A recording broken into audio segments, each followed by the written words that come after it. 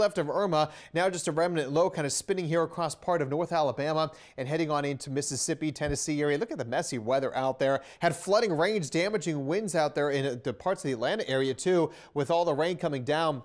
It actually, when the wind kind of kicking up, some of the trees started to fall. Power outage across much of Georgia, too. As whatever's left of Irma kind of works its way toward Memphis, Tennessee, some clouds will wrap around it and come closer to us as we head on into the rest of today and really into tomorrow, too. Not much in the way of rain going to get down here. Too much dry air in place here. And you'll see, looking at water vapor, we show you that. The oranges and reds here, that is drier air. It's being pulled down here from the northwest right around Irma, right into New Orleans. That's what's giving us some of that fantastic weather as we go about our day today. So here's how it plays out on Precision Cast. You can see Irma's remnants kind of still working their way to the north. Expansive clouds all the way back to the Carolinas, but we're kind of missing out on that, which is good. A few high clouds may come through today, but the humidity stays low, and we have more fantastic weather expected. Now for tomorrow, you will see a few more of these clouds starting to sneak a little bit closer to us, though. So we'll continue seeing that, and there will be a few showers you can see coming on in as we head into the afternoon hours on Wednesday. Not a lot of rain expected, but we're still going to see a little bit of that starting to move on through. So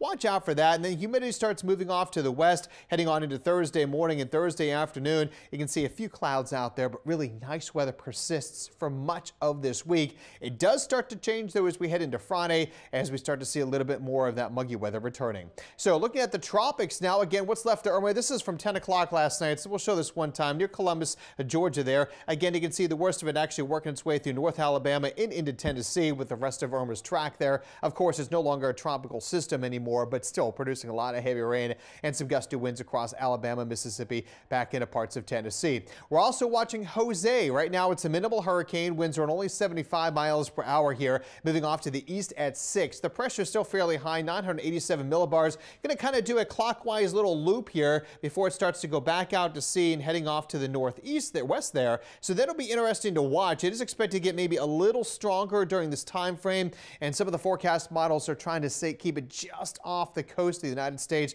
which would be some good news, and kind of going between St. George and Bermuda here and the United States and curving out to sea. So this is the last thing we want to deal with, is another hurricane in the United States. So we'll watch this one closely as we go about the next couple of days. Now the bigger picture of the tropics, again, you can see little complex of thunderstorms here. Too much wind shear. Notice how it's being stretched out. That tells us there's a lot of wind shear in place. Not worried about that. There's Jose and a few more waves trying to come off of Africa, but really nothing we have to worry about, which is some good news. So for today, we're looking at a high of 82, 84 on Wednesday, 88 on Thursday. Just a slight chance for rain, fewer clouds, but more humid Thursday. Look for a few storms to come back into play Friday and Saturday. Only 30% chance, and not going to ruin your day, but we will see more rain, and definitely look at those high temperatures back around the lower 90s as we go into the weekend and into the first part of next week.